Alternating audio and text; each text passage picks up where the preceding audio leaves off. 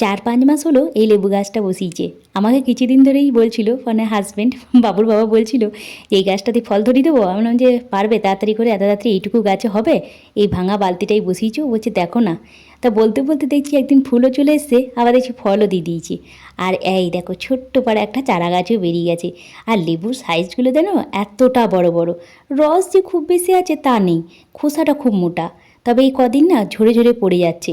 হয়তো বোটাগুলো শুকিয়ে যাচ্ছে, কিংবা জলের কারণে অতিরিক্ত, কিংবা হয়তো পেকে গেছে, মানে সম্পূর্ণ হয়ে গেছে ফুলটা, সে ফলটা সেই জন্যই পড়ে যাচ্ছে। তা চলো আজকের এই বিকাল থেকে তোমাদের সঙ্গে একটা ছোট্ট করে ব্লগ শেয়ার করি। আজকে হচ্ছে বুধবার, বাবুরা স্কুল চলে যাওয়ার পরের দুপুর 3টে বাজে। দুপুর 3টে বলবো না তো, বিকাল 3টে, 3:10-15 বাজছে। এখন একটু ভাবছি বিকালে টিফিনটা বানিয়ে রাখবো। বাবু তো স্কুল থেকে আসবে যখন 4:10-15 বেজে যাবে, তাহলে তার আগে একটা কিছু বানাই। তার আগে আমার একটা ছোট্ট খুশি তোমাদের সঙ্গে শেয়ার করি। যা চলো একটা বিকালবেলায়, শুভ বিকাল বলে একটা তোমাদের সঙ্গে ব্লগ শেয়ার করি। আমার এইটা খুশির জিনিস কি জানো তো, তোমরা যারা আমার রেগুলার ব্লগ দেখো, আমাকে চেনো জানো, তারা তো জানো আমি তখনই খুশি হই যখন আমার রান্নাঘরে কোনো কিছু আসে। নতুন কিছু এলেই আমি খুব খুশি হয়ে যাই। আর সেটা তোমরা আমাকে দেখি বুঝতে পারছো। হ্যাঁ, এই কাস্ট আয়রনের তাওয়াটা আমি অনেক দিন ধরে নেবো বলছিলাম। দুদিকে হাতল দেওয়া নেওয়ার ইচ্ছা ছিল, তবে আমি ছোট দেখে নিতে চাইছিলাম। ছোটটা ছিল না, একদিকে হাতল দেওয়া এরকম ছোট্ট মাপে ছিল। পরিবারে 3জন তো, তবে আমি ছোটই চেয়েছিলাম। আমার আয়রনের তাওয়াটা অনেক দিন হলো, প্রায় 7-8 বছর হলো ব্যবহার করেছি। প্যানকেকগুলো করার জন্য আয়রনের তাওয়াটা বেস্ট কাজে লাগে, কিন্তু বাকিগুলোর ক্ষেত্রে আমি করি না। তবে ধোসা টোসার ক্ষেত্রেও কাজে লাগতো। এখন এই আয়রনের তাওয়াগুলো দেখছি খুব উঠেছে, আর কিছুদিন ধরেই ভাবছিলাম নেবো। দামটা হয়তো 1200-1300 টাকা এরকম দাম নিয়েছে ঠিকই, কিন্তু অনেক দিন চলে যাবে জানো তো। এই আয়রনগুলো ক্ষতিও করে না, শরীরের জন্য ভালো। এই জন্যই নেবো করছিলাম। অনেক দিন হলেও আমি ব্যবহার করবো বলে ইচ্ছা ছিল। দুদিকে হাতলটা বলছি না নেওয়ার ইচ্ছা ছিল, কিন্তু ছোট ছিল না। আর এইটা এতটা ভারী গো, তোমরা চিন্তা করতে পারবে না। আমি কিন্তু এর লিঙ্ক ট্যাগ করে দেবো আমার ওই চ্যানেলটাতে, রান্নাবান্না মনেতে। আর তোমরা যদি কেউ নিতে চাও এই আয়রনের তাওয়াটা, আমি ট্যাগ করে দেবো। আমি একটা ভিডিও দেবো, তখন সেখানে ট্যাগ করে দেবো।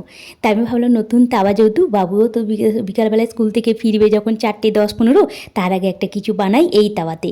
তা আমি এর আগে কীভাবে কী তাওয়াটাকে প্রিপারেশন করতে হয় সব জেনে নিয়েছি। সেটাই ভেবে আজকে একটা মানে পিঠা বানাবো। পিঠা তো হ্যাঁ পিঠাই বলবে, বড়া বা প্যানকেক যেটাই বলবে। এটা আমার খুব পছন্দের, মায়ের হাতে তৈরি করা এই বড়াটা আমার সবথেকে পছন্দের। তালের রুটি আর তালের বড়া। তালের বড়া বলতে আমরা তালের ফুলুরিটাকে বলছি না। আমাদের যে কি অনেকে বলে তালের ফুলুরি, তালের বড়া। তালের ফুলুরিটাকে তালের বড়া বলে, কিন্তু না, আমরা তো এখানে বড়া মানে সেই চাপড়ি বড়া যেটা বলে। দেখো বানাচ্ছি, আর আজকে থেকে বানিয়ে রেখে দেবো। বৃহস্পতিবার দিন বাবু স্কুলে টিফিনে দিয়ে দেবো। মাঝে মাঝে আমি এরকম টিফিনে দিই। আগের দিন যেটা ও পছন্দ করে, আর আমি জানি বাবু তালের জিনিস খুব পছন্দ করে। আর এই জিনিসগুলো তো কোনো দিন নষ্টও হয় না। তাতেই তাওয়াটাকে একটুখানি পরিষ্কার করে ধুয়ে মুছিয়ে গরম করে তারপরে এই বড়াগুলো বানাবো। ধুয়ে মুছে একটু শুকাতে দিয়েছি, তার আগে চটপট করে তালের বড়াগুলোর প্রিপারেশানটা করে নিই। আসতে নিতেও 4:10, এখন 3:10-15 এরকম বাজবে হয়তো।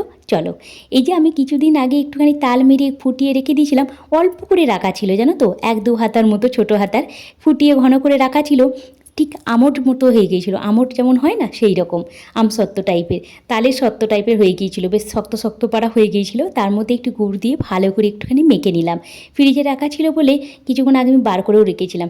তার মধ্যে দিয়ে দিলাম 1 চিমটে লবণ, আর একটুখানি গুড় দিয়ে ভালো করে মেখে নেওয়ার পর লবণ একটুখানি দিয়েছি, আর তার সঙ্গে দিয়েছি চাল গুঁড়ি, আটা, সুজি, আর একটু জল দিয়ে মেখে নিয়েছি। ব্যাস, আর কিছু দিইনি।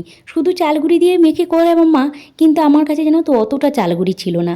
আর করবো তো 3জনের মতো খাওয়ার মতো করতে হবে, আর বেশি বেড়ে গেলে তখন বাবুর জন্য পরের দিন স্কুলের টিফিনও দিয়ে দেবো, সেই ভেবে করছি। তার জন্য চালগুড়ির সঙ্গে একটু আটাও দিলাম, একটু সুজিও দিলাম। চালগুড়ি আর সুজি দেখেছি আমি যে কোনো পিঠেতে দিলে নরম হয়, আর একটু আটা দিলে আরও নরম হবে। তাই এই 3টিকে পরিমাণ সমান পরিমাণে নিয়ে একটু গুড়, তালের যেটা ফুটিয়ে রেখেছিলাম তালের শাঁসটা, আর একটুখানি লবণ দিয়ে ভালো করে মেখে রেখে দিয়ে এদিকে তাওয়াটাকে গরম করে তেলটা স্প্রে করে জল দিয়ে ভালো করে তেলটাকে মুছে নিচ্ছি। আবার 2-3 বার এরকম জল দিয়ে দিব। যখন দেখবে এরকম ডান্সিং করছে, তখন জানবে এই তাওয়াটা ভালোভাবে গরম হয়ে গেছে। এই আয়রনের তাওয়াগুলো যেন তো একটা কি লেগে যায় না, মানে ঠিক তোমার ননস্টিকের মতো কাজটা করে, আবার ননস্টিকের মতো ক্ষতিও করবে না তোমার শরীরে। এই ভেবে আমি নিয়েছি অনেক কিছু রিসার্চ করে তারপরে বাবুর বাবাকেই বললাম অর্ডার করে দাও না একটা। ছোটো দিকে খুঁজছিল, আর আমি তো ছোটো মানুষ, আর এই আয়রনের তাওয়াগুলো এত ভারী হয় আমার জানা ছিল না। নেওয়ার পর বুঝতে পারছি বাপরে ভারী। তা চলো এই বড়াগুলোকে একটু রেস্টও দিয়ে দিলাম, চাল গুঁড়ি সুজি দিয়েছিলাম যেহেতু, 10 মিনিট মতো রেস্ট দেওয়ার পর তাওয়াটাকে গরম করে তেল দিয়ে মুছিয়ে, জল দিয়ে আবার একটু মুছিয়ে, ভালো করে তেল দিয়ে টিস্যু পেপার দিয়ে মুছে নিয়ে এইভাবে বড়াগুলোকে চাপড়ি বড়া বড়া বা আমাদের ওখানে বড়াই বলে, অনেকে চাপড়ি বড়াই বলে, যাই হোক এইরকম তালের বড়াগুলো করে নিচ্ছি।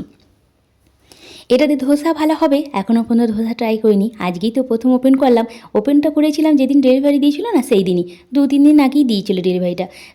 ওদের সামনে এখন খুলে দেখে নিতে হচ্ছে, ওরাও বলছে আর আমাদেরও খুব ভয় লাগে, একবার দুবার জিনিস তো না চেঞ্জ করে দিয়েছিল, মানে যেটা চেয়েছি তার অপোজিটটা এসেছে, তার জন্য ওদের সামনে আমরা ওপেন ডেলিভারি লিখে দিই, মানে যখন অপশানটা থাকে সেই জন্য ওদের সামনেই তো ওপেন করে দেখতে হয়েছে, আর তার সামনে আবার তোমাদের সামনে একবার দেখালাম, দেখো আমার এই তাওয়াটা, আমার ছোটো ছোটো খুশিতে তোমাদের সঙ্গে ভাগ করে নিই, সেটা তোমরা তো আগেও দেখেছো। আর রান্নাঘরে জিনিস কিনে আমি না বড় খুশি হই, যত না জামা কাপড় গয়নাগাটি কিনে আমি খুশি হই, আমার রান্নাঘরে জিনিস মানে আমার সারাটা দিনের মধ্যে অর্ধেকটা সময় তো আমার রান্নাঘরেই যায়, তাই রান্নাঘরে জিনিস এলেই আমি খুব খুশি হয়ে যাই।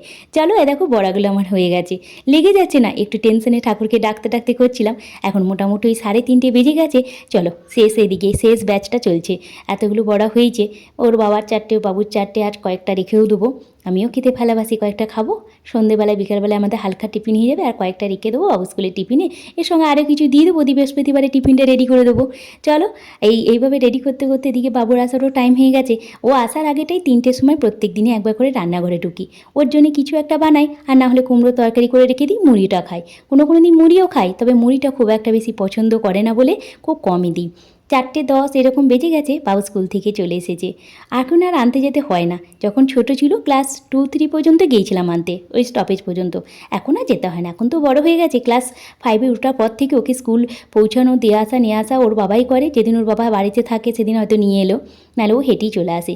এখন রাত্রি 8:30 বাজছে, বাবুর রাত্রিবেলা টিউশনি আছে, সপ্তাহে 2 দিন বাবুর রাত্রে টিউশনি থাকে, তা এখন রাত্রি 8:30টার সময় ও যাচ্ছে টিউশনি, হালকা কিরোকে একটু সেই তখন স্কুল থেকে আসার পর পিঠে কটা খেয়েছে, বড়া কটা, আবার হালকা করে একটুখানি খাবার করে দিলাম, দিয়ে হালকা খাবার খেয়ে এবার যাচ্ছি, কারণ রাত্রি 11টার সময় ফিরবে, এই রাত্রে সপ্তাহে 2 দিন আছে ও রাত্রে টিউশনি, সন্ধেবেলাটা টিউশনিটা ছিল না, ওর বাবার কাছেই পড়ছিল, 8:30 বাজছে, ওরা টিউশনি চলে যাক, তারপরে আমি আবার রাত্রি খাবার করব, আস্তে আস্তে করব, কারণ কি না বাবু আসতে নিতে প্রায় 11টা বেজে যায় রাত্রে, এই 2 দিনই হয়, বাকি দিনগুলো তো বাড়িতে পড়ে না, এই টিউশনি থাকে, ওই এভাবে চলে, এখন তো 9-এ পড়ছে বুঝতেই পারছো, আর টিউশনি ব্যাচগুলোতে যাওয়া মানে একটা স্যারের অনেকগুলো ব্যাচ থাকে পরপর, তাই জন্য ওদের ব্যাচটা হওয়ার আগে 2টো ব্যাচ স্যার করে দেয়, সেই জন্য ওই রাত্রি 8:30টার সময় টাইম দিয়েছে এই ব্যাচটাতে।